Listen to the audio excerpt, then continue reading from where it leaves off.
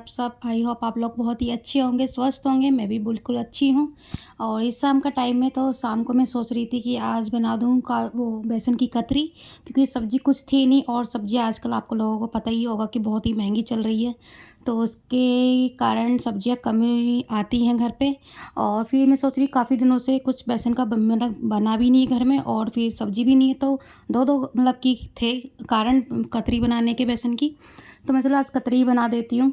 तो ये गैस आपको दिख रही होगी ना, बहुत ही गंदी। तो ये गैस है बहुत ही पुरानी, जो मतलब कि ये हुए थे उससे बता रही थी सास की, उससे भी मतलब पहले 2-3 साल पहले की थी।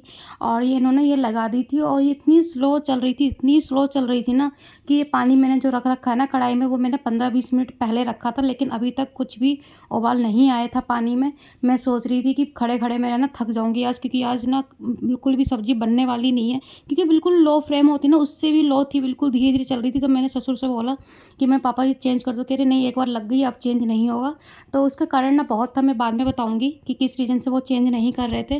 तो ये बहुत ही साफ़ करी, लेकिन ये साफ़ नहीं हो रही थी, आपको पता है बहुत पुरानी थी, जंग लग गई थी। ये ना दूसरे प्लॉट पे थी ये गैस। तो वहाँ पे जब ससुर जी जाते थे ना, मतलब कि वहाँ कोई रहता नहीं था पहले, इस टाइम पे देवरानी और देवर रह रहे हैं। तो ना उस टाइम वो धुलाई करके सफाई करके आते थे ना, तो पानी ना पूरा गैस पे छींटे चली जाती थी। और वहाँ जो पानी है बहुत ही खारा है, मतलब खारा है नमक जैसा। तो ये सब ना पूरी वहीं जंग खा गई थी, तो वो ना छूटी नहीं है। वैसे तो गैस अच्छी थी, लेकिन वही पानी के चक्कर में गैस मतलब कि वही जंग खा गई।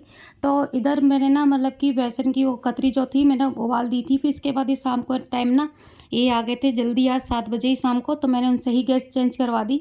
मैं कहा चेंज कर दो, नहीं तो मेरी ना सब्ज़ी नहीं बनने वाली। सब्ज़ी चलो कैसे न कैसे बन जाएगी आधे घंटे लग के, लेकिन रोटी तो बिल्कुल भी नहीं सिक पाएगी, क्योंकि धीरे फ्लेम में तो कभी भी रोटी नहीं भाई सिकती है। तेज़ फ्लेम होगा तभी रोटी बनती है। तो मैं आपको बता दूँ कि मैं बेसन की कतरी किस तरीके से बनाती हूँ, उसका प्रोसेस सारा बता रही हूँ। तो पहले मैंने ना बेसन लिया था, फिर इसमें मैंने हल्दी पाउडर, थोड़ा-सा मैंने लाल मिर्च पाउडर भी डाला है, फिर मैंने हींग और वो जीरा और हल्का-सा नमक डाल के, वो थोड़ा-सा ऑयल डाल के, जो अच्छे से उसको ना मैंने गोला बना लिया, रोटी की तरह लोई बनती है वैसी बना दिया है। इसके बाद मैंने सिलवट्टे पे पूरी रोटी की तरह बेला है, जैसे रोटी नहीं बेलते उस तरीके से इसको मतलब कि बेलते हैं। फिर इसे जैसे कि आपको नमक फाड़े या जब होली पे बनाते हो गुजिया नमक फाड़े तो मोस्टली बनती है सभी घर में, तो उसी एंगल में उसको काटना है। जो आपने बेला है बेसन की कतरी, भी इसमें बॉयल पानी को अच्छे से बॉयल कर लो, उसमें हल्का सा तेल डाल के, और उसमें ही फिर इसके बाद जो बॉयल हो जाएगा पानी, तो उसे मीडियम फ्लेम में करने के बाद, तो सारी जो भी कतरी है उसमें डाल देने के बाद उसे अच्छे से पका देना है 5-10 मिनट में। तो आपकी जो कतरी है वो अच्छे से फूल, मतलब कि छोटी कतरी फूल के बड़ी हो जाती है, और उससे पता भी लग जाता है कि हाथ से दबा के देख लो कि अच्छी मतलब आसानी से कट रही है नहीं कट रही है। तो इसके बाद सारे मतलब कि निकाल लो कतरी, जो भी आपकी पक जाए अच्छे से उबल जाए। इसके बाद फिर मैंने इसमें, आपको पता है लहसुन प्याज तो पड़ता नहीं, तो मैंने इसमें ना हरी मिर्च लाल मिर्च तो डालूंगी नहीं, क्योंकि मैंने उसमें कतरी में ही डाल दी थी थोड़ी सी मतलब कि चटपटी करने के लिए। तो मैंने इसमें मतलब कि मिक्सी में टमाटर, हरी मिर्च और जीरा और हींग हल्की सी डाल के मैंने इस अच्छे से मिक्स कर दिया था, चला दिया था। इसके बाद फिर मैंने इसमें तो थोड़ा-सा ऑयल करके और हींग, जीरा डाल के, फिर मैंने जो भी मैंने मतलब कि टमाटर पेस्ट बनाया था उसका, हरी मिर्च का, और उसमें सारे मसाले ऐड करने के बाद फिर मैंने इसमें मतलब कि मसाले को अच्छे से पका दिया है ये। मसाला जब तक पकाना है जब तक इसका ऑयल ना आपको दिखना ना लग जाए मसाले के ऊपर। तो देखो मेरा ऑयल है, आपको अच्छे से दिख रहा होगा कि उसमें सारा मसाले के ऊपर आ गया, मतलब कि हमारा जो मसाला है वो पक गया है। फिर इसमें हमने पानी डाला, अपने अकॉर्डिंग डालना है जितनी आपको उसे मतलब कि ग्रेवी रखनी है। तो यहाँ पे ना पता है ज़्यादा ग्रेवी मतलब कि खाना पसंद करते हैं, जब गाढ़ी ग्रेवी खाना पसंद नहीं करते हैं, तो मैं हल्का सा इसमें ज़्यादा पानी डालूंगी। नमक मैंने बाद में डाला, क्योंकि मुझे पानी का अंदाज़ा नहीं था कि मैं कितना रखूँगी, तो मैंने इसी अकॉर्डिंग मैंने नमक डाल दिया। जो इसे 5-10 मिनट के लिए अच्छे से पकाना है, जब तक मतलब कि पानी अच्छे से पक ना जाए, क्योंकि कच्चे में पानी में ना फिर स्वाद वो चीज़ नहीं आएगी, क्योंकि लहसुन प्याज है नहीं, तो ज़्यादा ग्रेवी मतलब मेरी बनेगी नहीं, पानी जैसा ही रहेगा। तो मैं इसे पानी को अच्छे से पकाऊंगी पहले। और जो भी फिर मेरे बर्तन पड़े थे शाम की, जो मतलब कतरी-वतरी में मतलब मेरे गंदे हुए थे, वो मैं सब हाथों हाथ साफ़ करती रहती हूँ, जिससे कि मतलब रात को मेरे ज़्यादा बर्तन इकट्ठे ना हों। इसके बाद फिर बाद में मैंने कतरी-वतरी मतलब उसमें डाल दी थी। फिर मैं ये है रात को खाना खाने के बाद फिर हम आ गए थे ऊपर छत पे सोने के लिए, क्योंकि आजकल हम ना ऊपर वाले रूम में सोते हैं। और ये मैंने ऑर्डर किया था मीशो से शॉप पेपर, ये बहुत ही अच्छा है, रिज़ल्ट इसका ना बहुत ही अच्छा आया है। मुझे मतलब एक बार ट्राई किया था, मैं कहा देखती हूँ, क्योंकि मेरे पास दोनों बच्चे हैं छोटे-छोटे ना, तो सुसु-पोटी कुछ भी गंदे मतलब की चीज़ें उनको खिलाना भी पड़ जाता है, फिर कर भी देते हैं। तो मेरे पास ऐसे रास्ते में होता है ना कि ना अपने हाथ में भी हो मतलब पास में होता है, ना रास्ते में हमें कभी शॉप मतलब मतलब कि साबुन-वाबुन मिलती है हाथ-वाथ धोने के लिए, हैंड वॉश करने के लिए।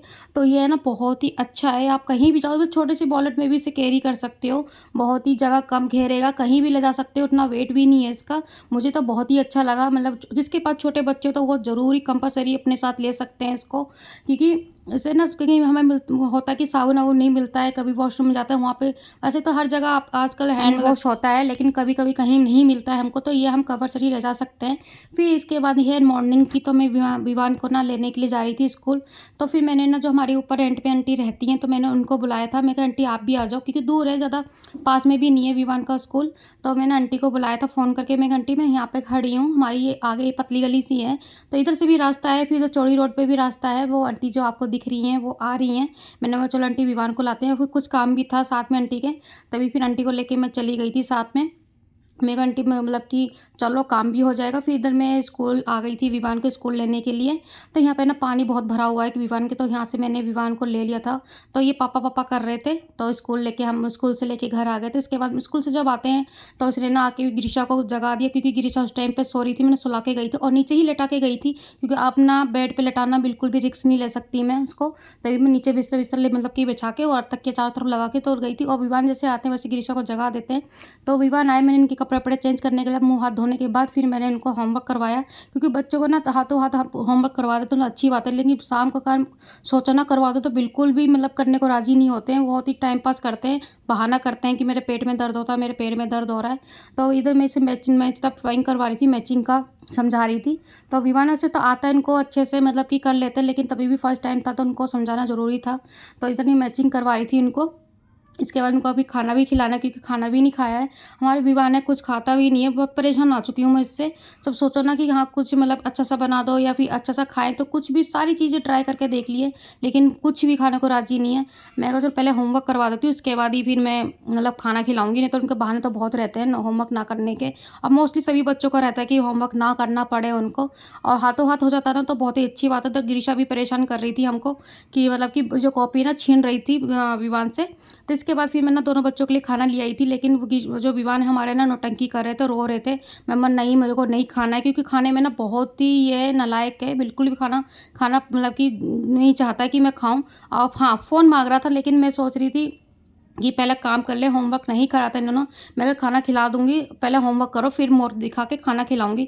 लेकिन ये मानने को राज़ी नहीं हो रहे थे, होमवर्क छोड़ दिया था आधा। मैं कहा चलो ये आएँगे शाम को, ये उसको करवा देंगे। इसके बाद फिर खाना खिलाने बैठ गई थी मैं उन दोनों को। मैंने बनाई थी आज सीताफल की सब्ज़ी। हमारे यहाँ सीताफल बोलते हैं, आपके यहाँ क्या-क्या बोलते हैं तो प्लीज़ कमेंट करके बताइएगा। तो दोस्तों मैं अपना ब्लॉग यहीं पे एंड करती हूँ। अगर आपको मेरा ये ब्लॉग अच्छा लगा हो तो प्लीज़ चैनल को सब्सक्राइब, शेयर और कमेंट कर दीजिएगा। मिलूँगी आपको अब नेक्स्ट ब्लॉग में। जब तक के लिए Radhe Radhe. Thank you for watching.